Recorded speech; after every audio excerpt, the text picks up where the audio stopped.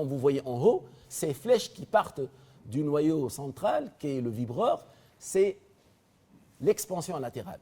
Et finalement, le diamètre le cercle à droite, le troisième, il montre le ballast et autour du ballast, il y a cette zone en blanc. Cette zone en blanc montre que le sol initial, ses caractéristiques sont améliorées. Donc on a un autre effet, c'est l'amélioration du sol en place. Et les choses qu'on a faites, c'est simuler ça avec des outils numériques. Et là, je vous montre un exemple qu'on a fait avec ce qu'on appelle la cellule composite. C'est-à-dire l'idée de dire, je prends le sol et j'impose un déplacement, un grand déplacement, pour atteindre le diamètre de la colonne. Et nous, on calcule dans l'argile molle, c'est-à-dire soft clay, nous calculons ici, nous disons qu'il y a une consolidation parce que la colonne est drainante, et on calcule le nouveau module de notre sol qu'on a amélioré. Donc, bien sûr, je montre ici des résultats également plus tard. Là, je montre avec un autre modèle de l'expansion d'une colonne et d'une couronne autour. Le plus important, c'est le diagramme en haut. Le diagramme en haut à droite, qu'est-ce qu'il dit? Il dit comment se fait, quel est le tassement en fonction du facteur de substitution optimal lorsqu'on tient compte de l'amélioration et lorsqu'on ne tient pas compte. Et vous voyez que la courbe en bas montre qu'on a beaucoup moins de tassement si on prend compte de cette amélioration de sol qui est autour. Et c'est ça, bien sûr, un aspect important. Bien sûr, dans le cadre d'un travail, c'était la thèse de M. Wissam Ferreira, on avait fait également de l'expansion dans des échantillons creux, et on a montré que le module d'élasticité de la kaolinite, il augmente grâce à cette expansion latérale. Donc, c'est-à-dire c'est une autre validation, mais à l'échelle du laboratoire. Alors, le chapitre 6, c'était l'étude du comportement. Bien sûr, à travers les publications, ce qu'on voit, on voit les gens prendre des logiciels à éléments finis, ils font varier le facteur de substitution et ils voient la réponse. Alors pour moi, d'après la méthodologie, si notre facteur n'est pas optimisé, ce n'est pas la peine de le faire. Parce que si on n'a pas une valeur optimisée, on craint autre chose. Et je profite ici pour dire, par la présence de Si Ahmed Fria, peut-être le premier projet serait fait en Tunisie sur colonne ballastée, c'est un fameux réservoir de Maritap à Zarzis. C'était vers les années 80. Je ne connais pas un cas qui est antécédent. C'était Soletanche Bachi qui a exécuté ça. Et c'était un cas très important parce que nous avons vraiment le cas typique. Une mince couche qu'on a renforcée par des colonnes ballastées, il avait un substratum. Donc c'était un cas très intéressant avec des mesures. Et là, je montre un peu les prévisions, par exemple, du logiciel FLAC 3D. C'était l'œuvre de M. Saifeddin Tapchouch, algérien, le jeune, et disons les méthodes de prédiction du sol non renforcé et du sol renforcé. Alors ici, on essaie de dire qu'on peut faire des calculs qui coûtent beaucoup en temps et en argent, mais avec le logiciel, on a de bonnes prédictions. C'est pour cela qu'il faut voir la valeur optimale et par la suite faire les calculs. Donc ici, chose très importante qui est évidente, mais qu'on a montré par tout un raisonnement sur un cas. Disons ça, c'est un type de réservoir qui serait du côté de la goulette avec 10 mètres de vase dessus.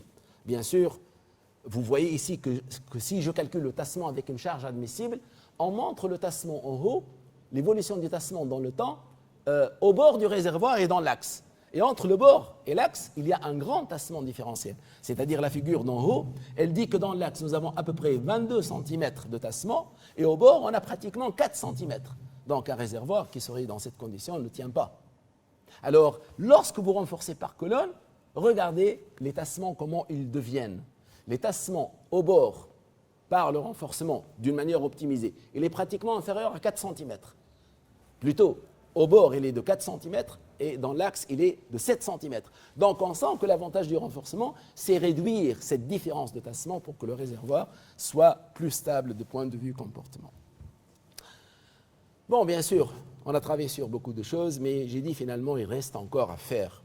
Les colonnes flottantes, comment optimiser la longueur? Sincèrement, on a un chapitre de livre qui est publié, mais il faut, disons, mieux présenter la chose, peut-être. La liquéfaction également. Il ne faut pas oublier que les colonnes ballastées éliminent le risque de liquéfaction dans les zones sismiques. Et les gens qui connaissent un peu les projets de barrage, par exemple Sidi el-Barraq, Ziatin, Harka, dans ces régions-là, on a fait le vibrocompactage parce que ce sont des sables lâches saturés. Et lorsqu'on a une secousse sismique, ce sable peut être liquéfié. Et à ce moment-là, on a des conséquences graves sur la tenue de l'ouvrage. Donc, il y a un nouveau travail qui se boucle, déjà la thèse de Mme Zeynab Ben Salem, qui a travaillé sur cet aspect-là. Donc ça veut dire que il y a la capacité portante, le tassement, la liquéfaction et peut-être bien d'autres choses. Bon. Alors, disons que c'est peut-être le hasard, les choses sont comme ça. En Tunisie, actuellement, pour moi, les choses sont plus rassurantes. Pourquoi? Parce qu'il y a déjà quelques entreprises tunisiennes qui ont le matériel. Il y a par exemple ceux qui ont le matériel du deep mixing, de vibrocompactage, je ne vais pas dire le nom parce qu'on ne fait pas de publicité ici. Et bien sûr, il y a quelques projets de renforcement par colonne qui s'exécutent. C'est-à-dire, quand même, sur le plan pratique, les choses également avancent. Alors, l'après-livre. Sincèrement, au niveau de la promotion, le signe révélateur, c'est que c'est très positif. Il y a beaucoup de gens à l'échelle internationale qui ont déjà commandé le livre dans plusieurs coins du monde. Je ne vais pas dire en Europe et dans le reste du monde. Et on a vu qu'il est très intéressant de faire une version en français. Donc, je me suis dit qu'on a maintenant 2 thésards avec moi. On sait très bien que le niveau en français ne fait que diminuer. Donc, je leur ai dit peut-être, vous allez écrire avec moi la version française. Ça sera un bon exercice, mais parce qu'ils travaillent sur des choses très importantes. Ce sont M. Saifeddin Tabchouch, l'Algérien, et M. Mondr Zouebi. Il y a un collègue qui m'a même planifié de faire une version en arabe. Je lui ai dit d'accord, mais je ne pense pas que c'est maintenant. Peut-être la version française serait prête à la fin de cette année. Bon, je dis qu'il y a d'autres projets de livres qui restent à faire, certainement, mais on peut voir plus grand. Moi, depuis la fin des années 2000, je croyais que pour attirer l'attention des gens, il y en a beaucoup de problèmes, on pourra œuvrer pour créer un centre de recherche-développement à l'échelle régionale. Je ne sais pas si ça peut être en Tunisie ou ailleurs, mais l'essentiel, c'est que ça doit être en Afrique, sur lequel on peut résoudre des problèmes qui nous concernent directement. Bon, je reviens un peu à la recherche scientifique et je tends vers la conclusion. D'après moi, c'est le profil adéquat du chercheur. C'est un profil qui n'est pas peut-être simple.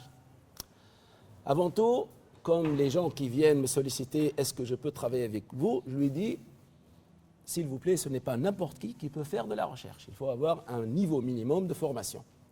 Bien sûr, le chercheur doit être très motivé.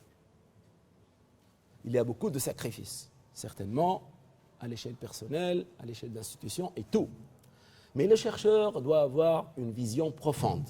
C'est que lorsqu'on fait de la recherche, je peux rendre service à une minorité, à un petit groupe, mais normalement, il faut voir plus grand. Bien sûr, on en a parlé beaucoup à Tunis El Manor depuis pratiquement l'après-révolution. On a beaucoup de résultats, mais ils ne sont pas valorisés. Alors on va dire, ils servent à quoi donc, si on ne les valorise pas? Donc il faut valoriser les résultats de recherche. Mais on peut même aller plus loin. Pourquoi ne vise-t-on l'exploit? Je pense que chacun de nous, ici en Tunisie, c'est ce que j'ai dit aux élèves, vous pouvez être le meilleur à l'un de ces jours à l'échelle internationale.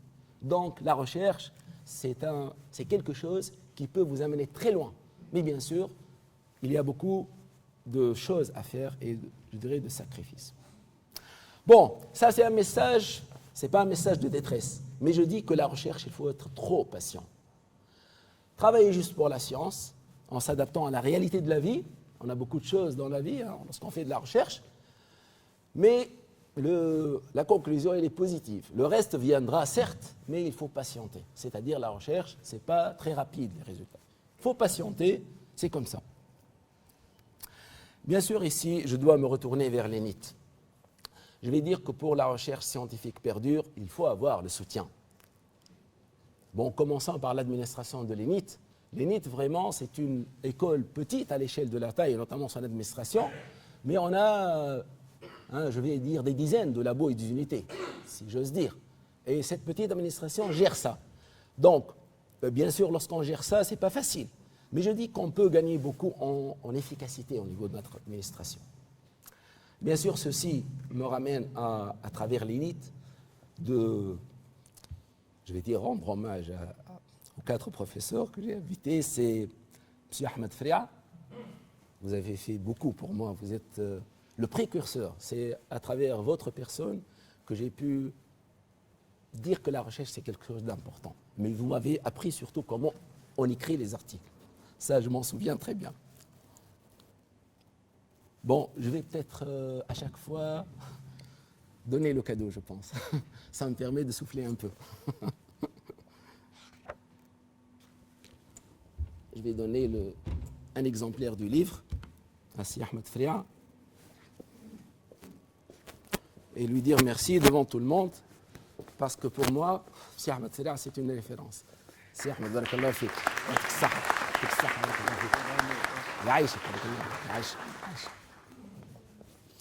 Bon, après Si Ahmed Fria, je vais peut-être dire quelque chose d'important. Si Ahmed Fria m'a encouragé.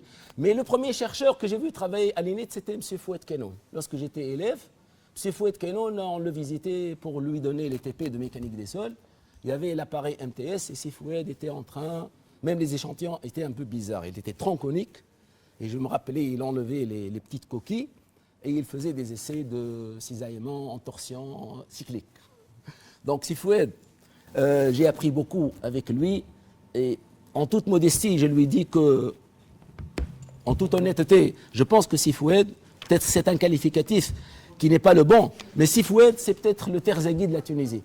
C'est-à-dire Sifoued, c'est une grande référence en mécanique des sols, et parce que je continue à travailler avec lui, et ce que je dis aux praticiens, tant que Sifoued me contrôle, je suis vraiment très à l'aise.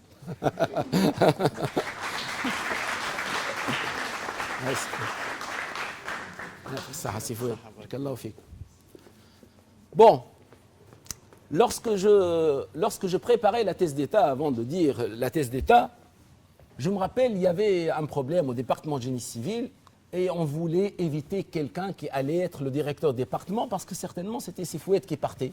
Il a quitté l'ENIT. Alors pour éviter que cette personne ne prenne place, on a dit les enseignants vont signer une pétition et on va aller chez Moustapha, s'il vous plaît, nous voulons M. Mounir Bouassida. Moi, je me suis même déplacé à chez Moustapha. Il m'a dit, Mounir, écoute, tu es en train de débuter une thèse d'État et tu me dis, tu veux être le directeur du département. Je lui dis, mais c'est les autres qui m'ont dit de l'être parce que. Je lui dis, non. Ça y est, Balik, Mounir, prépare la thèse d'État. Et je me rappelle également que lorsque j'avais commencé de rédiger la thèse d'État, parfois des choses très simples nous ramènent un peu loin. Donc j'ai entendu parler qu'à l'administration on donnait des Macintosh Performar 400. Donc j'avais du courage, je lui ai dit, monsieur le directeur, pour rédiger ma thèse d'État, j'ai besoin d'un Macintosh. Et vraiment, après une semaine, le Macintosh est venu. Mais ce Macintosh, il n'a pas pu, c'était pas pour la thèse d'État. Même si Taïb Hadri, parfois, lorsqu'il avait un DS, il avait un examen, il venait dans mon bureau travailler avec ce Macintosh. Donc c'est Moustapha. C'est le symbole de la sagesse et c'est le symbole de la personne qui rend les jeunes un peu vers la raison. C'est Moustapha. سامحني هذا سامحني بالله على خاطر وقت ما عملتش في ديديكاس من بعد سامحني. Bon, non. Là, ce sont des cadeaux, spécialement pour vous. Donc, je finis par une personne, je vais dire, très brillante et très également, je vais dire, méfiante. C'est Taïb Hadri, c'est quelqu'un toujours, il faut faire attention. C'est-à-dire, lorsqu'on fait les choses, il ne faut pas laisser le moindre détail pour que ça ne marche pas. Dans le raisonnement, dans l'écriture, et on parlait même parfois du sens dans la phrase d'un mot. On va dire non, c'est pas tout à fait ça. Donc c'est Taïb Hadri, vraiment, il m'a beaucoup encouragé. Et c'était la bonne interface avec mes amis français. Et la chose la plus intéressante, c'est-à-dire lorsque j'étais dans une situation de construction au niveau de la famille, et par la suite, Mounir, il faut aller au Maroc parce qu'il y a un séminaire. Il faut aller en Égypte parce que, c'est-à-dire, c'est quelqu'un qui m'a beaucoup encouragé. Mais il était très content, c'est Taïb Hadri, lorsqu'il était directeur pour quelques mois. Je lui ai ramené l'article à la Sols Infondés. Je me dis, Mounir, vraiment, c'est très honorable de voir deux Tunisiens dans une revue japonaise. Donc, c'est avec ce Taïb Hadri que j'ai pu également découvrir autre chose. Donc, c'est Taïb, ça c'est pour vous.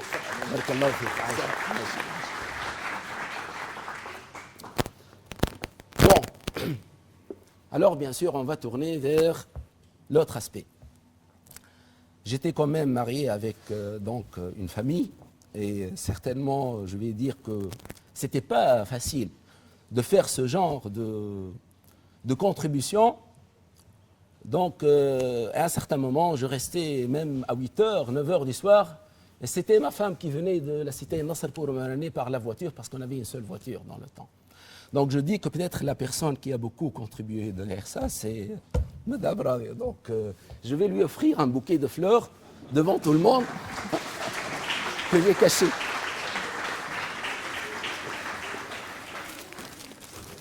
Madame Radia, très célèbre par le nom Madame Weli, parce que son nom de famille est Madame Weli. Alors elle fait peur beaucoup aux élèves en secondaire, mais d'accord, lorsqu'on dit Madame Weli, elle est très connue. Madame Warsida, c'est pas tout à fait. Oui, Madame Weli. اوكي ما مشكل ايوه مره دخلت الليسي قلت لها بالله مدام راضيه قالت لي سي ويلي بالله تفضل قلت لها يعيشك قلت لها انا راني اسمي منير بعصيده اسمي مدام ويلي bon alors bien sûr il reste la dernière chose j'ai dédié ce livre à la mémoire de mon père et de ma mère avec lesquels donc j'ai cité un verset très connu وقل رب ارحمها كما ربياني صغيرة في سورة الكهف أنه je pense c'est avec eux que j'ai appris à être élevé dans des conditions modestes pour ne pas dire difficiles mais on m'a appris le sens du travail pour obtenir quelque chose. Il faut fournir quelque chose pour avoir la récompense et non pas autre chose. Donc finalement je n'ai qu'un seul message, je vous souhaite le meilleur des accomplissements et je vous remercie beaucoup de cette présence. Barakallahu fikum.